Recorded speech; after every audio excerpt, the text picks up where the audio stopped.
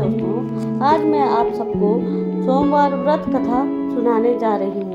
तो आप इस कथा को ध्यान से सुनिए और बताइए कि आपको ये 16 सोमवार व्रत कथा कैसे लगी। एक समय श्री महादेव जी पार्वती जी के साथ भ्रमण करते हुए मृत्युलोक में अमरावती नगरी में आए। वहाँ राजा ने सुंदर शिव मंदिर बनाया। शंकर जी वहीं ठहरने लगे।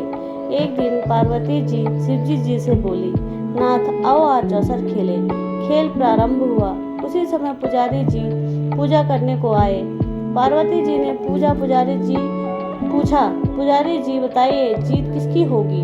वह बोले शंकर जी की, और अंत में जीत पार्वती जी की हुई। पार्वती जी ने मिथ्या भाषण के कारण पुजारी जी को कोढ़ी होने का श्राप दिया। पुजारी जी कोढ़ी हो गए। कुछ काल बाद अप्सराएं पूजन के लिए आई। पुजारी जी से कोढ़ी होने का कारण पूछा। पुजारी जी ने सब बातें बतला दी। अप्सराएं बोली, पुजारी जी तुम 16 सोमवार का व्रत करो, महादेव जी तुम्हारा कष्ट दूर करेंगे। पुजारी जी ने उत्सुकता से व्रत विधि पूछी। अप्सरा बोली, सोमवार का व्रत करे। संध्या समय आधा सेर गेहूं के आटे के 3 अंगा बनावे और घी, गुड़, दीप, नैवेद्य, बेलपत्रादि से पूजन करे। बाद में 1 अंगा अर्पण कर शेष 2 अंगा प्रसादी समक्ष वितरित कर प्रसाद ले।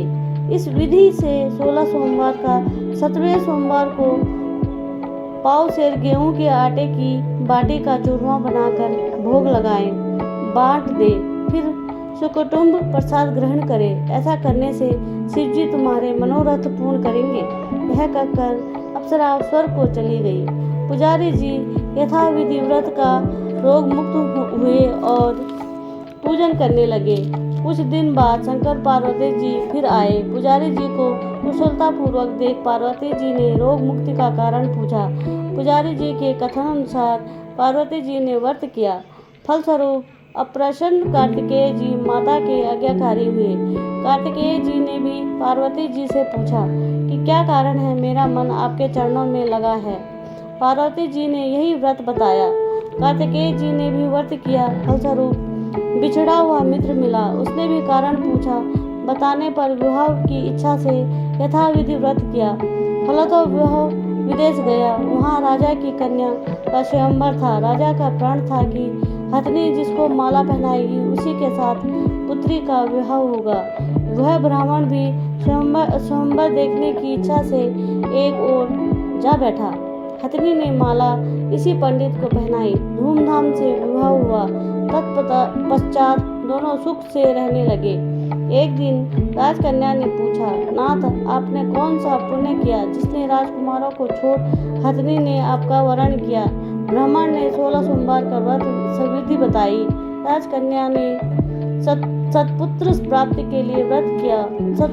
सर्वगुण संपन्न पुत्र प्राप्त किया और बड़ा होने पर पुत्र ने पूछा, माता जी किस पुण्य से मेरी प्राप्ति आपको हुई। राजकन्या ने सविधि 16 सोमवार व्रत बतलाया।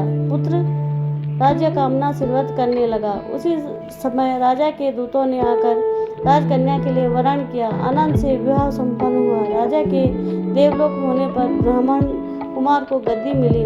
फिर भी वह इस व्रत को करता रहा। एक दिन इसने अपनी पत्नी से पूजन सामग्री शिवालय ले चलने को कहा, परंतु अपनी दासियों द्वारा भिजवा दी। जब राजा ने पूजन समाप्त किया तो आकाशवाणी हुई कि इस पत्नी को निकाल दे, नहीं तो वह तेरा सत्यानाश कर देगी। प्रभु की आज्ञा मान इसने रानी को निकाल दिया। रानी भाग्य को कोसती हुई एक नगर में बुढ़िया के पास गई। दीन देख बुढ़िया ने इसके सिर पर सूत की पोटली रख बाजार भेजी। रास्ते में आंधी आई, पोटली उड़ गई। बुढ़िया ने उसको फटकार कर भगाया। कहीं से तेली के पास पहुंची तो सब बांट चटक गए। उसने भी निकाल दी। पानी पीने नदी पर पहुंची तो नदी सूख गई।